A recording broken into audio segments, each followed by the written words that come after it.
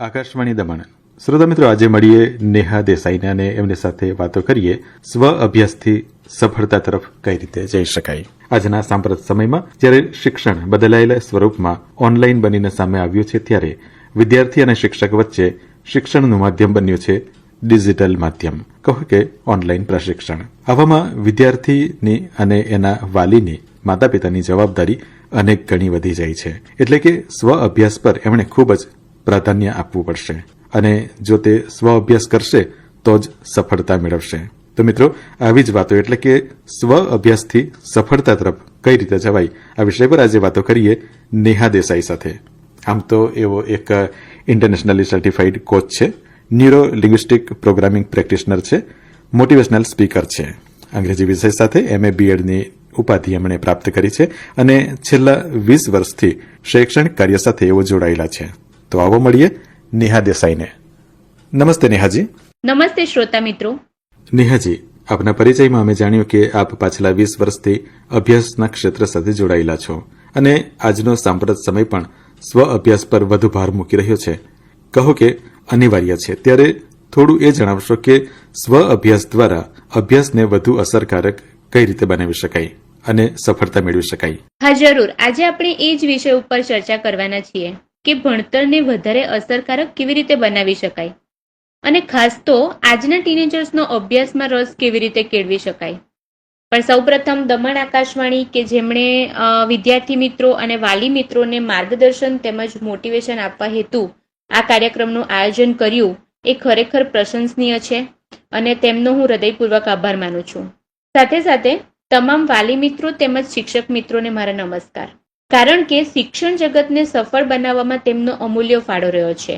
તેમને જે કંઈ શિક્ષણ, કેળવણી કે સંસ્કાર મળ્યા છે તેનું સિંચન પોતાના બાળકો અને વિદ્યાર્થીઓમાં કરવાનો તેઓ હંમેશા પ્રયત્ન કરે છે. છતાં પણ આજે આ વિષયને ચર્ચામાં લેવાનું કારણ એ જ છે કે ટીનેજર્સનો અભ્યાસને લઈને જે રસ હોવો જોઈએ, જે પ્રબળ ઈચ્છા શક્તિ હોવી જોઈએ, એ આપણને દેખાતી નથી. પરંતુ હું કહીશ કે વાંક બાળકોનો પણ નથી. મારો આટલા વર્ષનો અનુભવ અને અભ્યાસના આધારે હું કહીશ કે શિક્ષણમાં જો વૈજ્ઞાનિક પદ્ધતિનો ઉપયોગ કરવામાં આવે તો તેને વધુ રસપ્રદ અને અસરકારક બનાવી શકાય. બાળકો હંમેશા એવી કમ્પ્લેન કરતા હોય છે કે યાદ નથી રહેતું, ભણવાનું મન નથી થતું અથવા સમય નથી વગેરે વગેરે. તો બાળકો આવી ફરિયાદ કરે છે કારણ કે તેઓ અભ્યાસમાં વૈજ્ઞાનિક પદ્ધતિનો ઉપયોગ નથી કરતા. અભ્યાસમાં જો વૈજ્ઞાનિક પદ્ધતિનો ઉપયોગ કરતા થાય તો તેઓ એને વધુ સરળ અને અસરકારક જરૂર બનાવી શકે. તેથી જ હું કહું છું કે વાંક બાળકોનો નથી. તો આજે આપણે આવી અભ્યાસને લગતી કેટલીક સમસ્યાઓ વિશે જાણીશું અને તેમાં વાલી મિત્રો તેમજ વિદ્યાર્થીઓને આ કાર્યક્રમ દ્વારા હું કંઈક હેલ્પફુલ થઈ શકીશ એવી આશા રાખું છું. નેહાજી, બાળકો માટે અભ્યાસ રસપ્રદ બની રહે એ માટે શું કરી શકાય? હા, તો મિતેશભાઈ, એમાં એવું છે કે બાળકની પહેલા તો આપણે જિજ્ઞાસા વૃત્તિ વધારવી પડે. તેમજ એ જે કંઈ પણ અભ્યાસ કરે છે એને સરળતાથી કેવી રીતે યાદ રાખી શકાય એ જો આપણે એને શીખવીએ તો ઓટોમેટિકલી એનો અભ્યાસમાં ઇન્ટરેસ્ટ વધશે. આપણે આપણા બાળકને લખતા વાંચતા તો શીખવાડી દીધું છે, પણ યાદ કેવી રીતે રાખવું એ સમજાવ્યું જ નથી. આપણે એને કહીએ છીએ કે ભણવામાં કોન્સન્ટ્રેટ કર, પણ એ કોન્સન્ટ્રેટ કેવી રીતે કરવું એ આપણે એને શીખવ્યું નથી. સ્ટડી માટે સૌથી મહત્વનું શરીરનું અંગ આપણું મગજ, એની ક્ષમતા અને એના કાર્યો વિશે આપણે આપણા બાળકને ક્યારેય નથી કહ્યું. જો એ બાળક એની મગજની ક્ષમતાનો પૂરેપૂરો ઉપયોગ સ્ટડીમાં કરે અને તે પણ સાયન્ટિફિક ટેકનિકથી, તો ખરેખર એનો અભ્યાસ સરળ બની જાય. અને જો સરળ બને તો ઓટોમેટિકલી એનો ઇન્ટરેસ્ટ પણ વધશે અને એ પરીક્ષામાં ધાર્યું પરિણામ લાવી શકશે. નેહાજી, બાળકોમાં જિજ્ઞાસા અને સતત નવું જાણવાની વૃત્તિ હોય છે. બાળકોમાં આ જિજ્ઞાસા વૃત્તિ કઈ રીતે વધી શકે એ વિશે અને એમના મગજની પણ એક ક્ષમતા હોય છે, તો એ વિશે થોડું જણાવશો? હા, શ્યોર. જો આ કાર્યક્રમ કદાચ બાળકો સાંભળી રહ્યા હોય તો હું તેમને જણાવીશ કે બાળકો, તમારા મસ્તિષ્કની અંદર જે નાનકડું મગજ આવેલું છે એ અસંખ્ય કોષોનું બનેલું છે, જે ન્યુરોન્સ તરીકે ઓળખાય છે. એક ન્યુરોન બીજા 10,000થી માંડીને 1,00,000 ન્યુરોન સાથે જોડાયેલા હોય છે.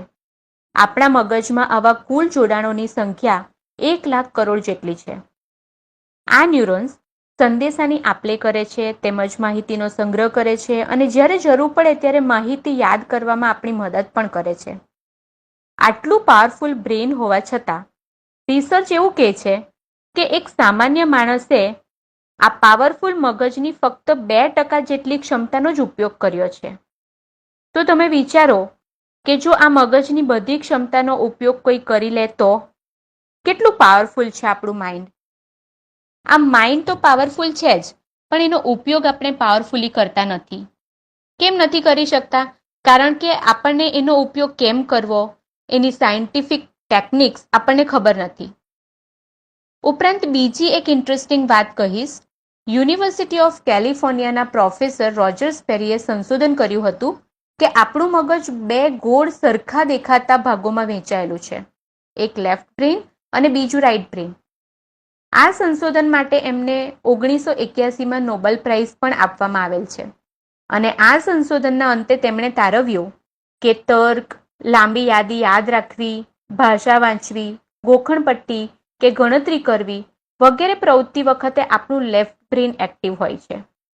અને રંગો, ચિત્રો, કલ્પના શક્તિ, કોઈ ક્રિએટિવ એક્ટિવિટી, મ્યુઝિક વગેરેનો ઉપયોગ કરતી વખતે આપણું રાઇટ બ્રેઇન એક્ટિવ હોય છે. હવે જે માહિતી લેફ્ટ બ્રેઇનમાં સંગ્રહ થઈ હોય તે લાંબા ગાળે યાદ કરો ત્યારે માત્ર 10% માહિતી જ ઉપયોગમાં આવે છે. જ્યારે રાઇટ બ્રેઇનમાં સ્ટોર થયેલી ઇન્ફોર્મેશનનો 90% ઉપયોગ તમે કરી શકો. એટલે કે ભણતી વખતે જો તમે ગોખણપટ્ટી કરો, કંટાળાજનક રીતે વાંચશો, માત્ર ગણતરી કે તર્ક કરીને યાદ રાખશો તો લેફ્ટ બ્રેઇનમાં એ ઇન્ફોર્મેશન સ્ટોર થશે. પણ જો વિઝ્યુઅલાઇઝેશન દ્વારા કે પિક્ચર્સ દ્વારા, સંગીત દ્વારા સ્ટડીને એન્જોય કરતા કરતા જો તમે યાદ રાખશો તો એ રાઇટ બ્રેઇનમાં સ્ટોર થશે. તમને ખબર જ છે કે 1 મહિના પહેલા વાંચેલા પ્રશ્નોના જવાબ યાદ નથી આવતા, પણ 1 વર્ષ પહેલા જોયેલું મૂવી અને એનું સોંગ એક જ વાર જોયું હોય તો પણ રાગ સાથે યાદ રહી જાય છે. ખરું ને? કારણ કે મૂવી જોવામાં આપણે રાઇટ બ્રેઇનનો ઉપયોગ કર્યો હતો. આમ ભણવામાં જો રાઇટ બ્રેઇનનો ઉપયોગ કરતા શીખી જાઓ તો તમે અભ્યાસને વધુ સારી રીતે કરી શકશો, બધું જ ફટાફટ યાદ પણ કરી શકશો અને સ્ટ્રેસ વગર એક્ઝામમાં સારા માર્ક્સ પણ લાવી શકશો. મગજની કાર્યક્ષમતા, વાંચનની પદ્ધતિ, યાદ રાખવાની કલા, આ વિશે ખૂબ જ સરસ વાત આપે જણાવી. હા, તો અહીં આપણે ખૂબ જ ઇન્ટરેસ્ટિંગ સાયન્ટિફિક ફેક્ટ જાણી કે આપણા રાઇટ બ્રેઇન પાસે 90% કેપેસિટી છે. તેથી સ્ટડીમાં આપણે રાઇટ બ્રેઇનનો વધુ ઉપયોગ કરવો જોઈએ. મિતેશભાઈ, આ બધી વસ્તુઓ પ્રેક્ટિકલી અમે અમારા વર્કશોપમાં કરાવીએ છીએ, પણ અહીં સમયના અભાવે તેમજ ટેલિફોનિક વાતચીતમાં એટલું શક્ય નથી. છતાં પણ જો બાળકો પોતાના અભ્યાસમાં રાઇટ બ્રેઇનનો ઉપયોગ કરવા માટે બને એટલા વધુ રંગોનો ઉપયોગ કરે, જેમ કે એ લોકો હાઇલાઇટર્સ ઉપયોગ કરી શકે છે, તેમજ કોઈ પણ સવાલને યાદ રાખવા માટે એને ફ્લોચાર્ટ ફોર્મમાં યાદ રાખી શકે, તેમજ જે કંઈ પણ સવાલ જવાબ તેઓ વાંચતા હોય ત્યારે એનું વિઝ્યુઅલાઇઝેશન કરી શકે. તો આ રીતે પોતે અભ્યાસની અંદર રાઇટ બ્રેઇનનો તેઓ ઉપયોગ કરી શકે છે. હવે એ સિવાય બીજી એક મહત્વની વાત કે બાળકો કોન્સન્ટ્રેટ નથી કરી શકતા. તો કોન્સન્ટ્રેટ કેમ નથી કરી શકતા? કારણ કે જે કંઈ પણ તેઓ અભ્યાસ કરવાના હોય તેમાં તેઓને જિજ્ઞાસા વૃત્તિ નથી હોતી. કંઈક નવું જાણવા માટે જિજ્ઞાસા વૃત્તિ હોવી એ ઓટોમેટિકલી એમનો કોન્સન્ટ્રેશન વધારશે. તો જિજ્ઞાસા વૃત્તિ વધારવા માટે શું કરી શકાય બાળકો? તો તમારા શિક્ષક ટ્યુશન અથવા સ્કૂલમાં જ્યારે કોઈ ચેપ્ટર તમને સમજાવવાના હોય તો એ ચેપ્ટર તમારે પહેલેથી વાંચીને જવો જોઈએ. સૌથી પહેલા ફક્ત સ્ટોરીની જેમ તમે વાંચીને જાઓ. સામાન્ય રીતે બાળકો શું ભૂલો કરે છે કે પહેલા એ ચેપ્ટર ટીચર સમજાવે અને ત્યાર પછી તેઓ વાંચવા બેસે છે. એના બદલે એ ચેપ્ટરને ટીચરના સમજાવવા પહેલા માત્ર સ્ટોરીની જેમ તમારે વાંચી જવાનો છે. એનાથી તમને એના વિશેની થોડી માહિતી મળી જશે. હવે અહીંયા કઈ સાયન્ટિફિક વાત લાગુ પડે છે? તો સાયન્સ એવું કહે છે કે આપણું માઇન્ડ જે વસ્તુને ઓલરેડી જાણે છે તેને વધુ સારી રીતે સમજી શકે છે અને ગ્રાસ્પ કરી શકે છે. તો જે ચેપ્ટર તમે પહેલેથી વાંચ્યો હોય એ તમને જ્યારે ટીચર સમજાવશે ત્યારે જલ્દીથી સમજ પણ પડશે અને એ ચેપ્ટર પહેલેથી વાંચેલો હોવાથી તમને એમાં ક્યુરિયોસિટી પણ હશે અને એ ક્યુરિયોસિટીના લીધે તમે કોન્સન્ટ્રેટ પણ કરી શકશો. નેહાજી, આજના યુવાનો, ટીનેજર્સ અને વાલી મિત્રો માટે આપ કોઈ ખાસ સંદેશ આપવા માંગો છો? હા, તો અત્યાર સુધી તો આપણે અભ્યાસમાં સાયન્સનો ઉપયોગ કેવી રીતે કરી શકાય અને એનાથી શું ફાયદાઓ થાય એ જાણ્યું. પણ આ સિવાય આજના વિદ્યાર્થીઓને તેમની શૈક્ષણિક કારકિર્દીમાં ઉચ્ચ શિખરે પહોંચાડવા તેમજ જીવનમાં સુખી અને સફળ નાગરિક બનાવવા માટે તેમનામાં કેટલીક આદતો અને ગુણો વિકસાવવા જરૂરી છે. જેમ કે અભ્યાસ કરતાં પણ મારી દ્રષ્ટિએ વધુ મહત્વની બાબત છે હેલ્થ. આજના બાળકો એક્સરસાઇઝ પ્રત્યે ખૂબ જ ઉદાસીન છે. કેટલાક બાળકો આઉટડોર ગેમ્સ રમે છે એ સારું છે, પણ કેટલાક ટીનેજર્સ આઉટડોર ગેમ્સ પણ નથી રમતા અને ઉપરાંત તેમનો સ્ક્રીન ટાઈમ એટલે કે મોબાઈલ અને ટીવી સાથેનો સમય ખૂબ વધારે છે, જે તેમની હેલ્થ માટે સૌથી પહેલા તો ખૂબ જ નુકસાનકારક છે. તેથી રોજિંદી પ્રવૃત્તિમાં આજના બાળકોને એક્સરસાઇઝ, યોગા, આઉટડોર ગેમ્સ અને વાંચન વધારવાની ખૂબ જ જરૂરિયાત છે. અને આ આજના સમયની માંગ છે મારી દ્રષ્ટિએ તો. અહીં હું એક પ્રસંગનું વર્ણન કરીશ જે વિદ્યાર્થીઓ તેમજ વાલીઓ માટે ખૂબ જ પ્રેરણાદાયી બની રહેશે. સ્ટીવ જોબ્સ, કે જેઓ એપલ કમ્પ્યુટરના ફાઉન્ડર છે, તમે બધા જાણો જ છો. ટેકનોલોજીની દુનિયામાં તેમણે જે હરણફાળ ભરી છે તેનાથી કોઈ અજાણ નથી. તેમની બાયોગ્રાફી જે સ્ટીવ જોબ્સના નામથી જ લખાઈ છે તે ખૂબ જ પ્રેરણાદાયી પુસ્તક છે. વિદ્યાર્થીઓએ ખરેખર વાંચવા લાયક. આ પુસ્તકમાં વર્ણવાયેલો એક પ્રસંગ હું અહીં કહું છું. નિક બિલ્ટન, કે જેઓ સ્ટીવ જોબ્સના ખાસ મિત્ર હતા, તેમણે આ બુકમાં લખ્યું છે કે એકવાર તેમને અને તેમના ફેમિલી મેમ્બર્સને સ્ટીવ જોબ્સના ઘરે ડિનરનું આમંત્રણ મળ્યું. તેઓ સ્ટીવ જોબ્સના ઘરે પહોંચ્યા અને બધા ડિનર ટેબલ પર બેઠા હતા. ત્યારે નિક બિલ્ટને સ્ટીવ જોબ્સને સાહજિક રીતે પ્રશ્ન પૂછ્યો કે તમારા બાળકો કયો આઈફોન યુઝ કરે છે? ત્યારે સ્ટીવ જોબ્સે કહ્યું, તમે બાળકોને જ પૂછી લો ને. ત્યારે નિક બિલ્ટને બાળકોને પૂછ્યું, પણ બાળકો ચૂપ હતા અને પોતાનું ડિનર તેમણે ચાલુ રાખ્યું હતું. પછી સ્ટીવ જોબ્સે કહ્યું કે મારા બાળકોએ આઈફોન ટચ પણ નથી કર્યો. નિક બિલ્ટન આ સાંભળી આશ્ચર્યચકિત થઈ ગયા કે તમે તો દુનિયાને આ ટેકનોલોજી આપી છે અને તમારા બાળકોએ ફોન ટચ પણ નથી કર્યો. ત્યારે સ્ટીવ જોબ્સે હસતા હસતા કહ્યું કે મેં મારા બાળકોને પુસ્તકો આપ્યા છે, કારણ કે તેઓ હજી આ ટેકનોલોજીનો ઉપયોગ કરવા માટે એટલા પરિપક્વ નથી. તેઓને પોતાનો માનસિક વિકાસ કરવાની ખૂબ જરૂર છે, જેના માટે પુસ્તકો શ્રેષ્ઠ છે. જ્યારે તેઓ ટેકનોલોજીનો વિવેકપૂર્ણ ઉપયોગ કરતા શીખી જશે ત્યારે હું એમને આપીશ, કારણ કે આ મોબાઈલ્સ અને ટેકનોલોજી કુમળા મગજ માટે કેટલા હાર્મફુલ છે તે હું જાણું છું. પછી તેમણે બાળકો માટે એમના ઘરમાં જે લાઇબ્રેરી બનાવી હતી તે બતાવી. આ બધું જોઈ અને જાણી નિક બિલ્ટન પણ ખૂબ જ પ્રભાવિત થયા. તો ટેકનોલોજી વર્લ્ડમાં જેમનું આટલું મોટું નામ છે એ સ્ટીવ જોબ્સ પોતાના બાળકોને મોબાઈલથી દૂર રાખે છે, કારણ કે તે ખરેખર બાળકો માટે ખૂબ નુકસાનકારક છે. હાલની પરિસ્થિતિની વાત અલગ છે કે ઓનલાઈન ટીચિંગ પૂરતું આપણે બાળકોને મોબાઈલ આપી શકીએ, પરંતુ એનો વિવેકહીન ઉપયોગ બાળકો માટે ખૂબ મોટું જોખમ છે.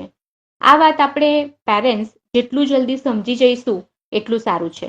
તો મોબાઈલના ઓપ્શનમાં આપણે બાળકોને આઉટડોર ગેમ્સ અને પુસ્તકોની મૈત્રી કરાવી શકીએ, તેમજ રોજિંદી પ્રવૃત્તિમાં એક્સરસાઇઝ અને યોગાનો સમાવેશ કરવો જોઈએ.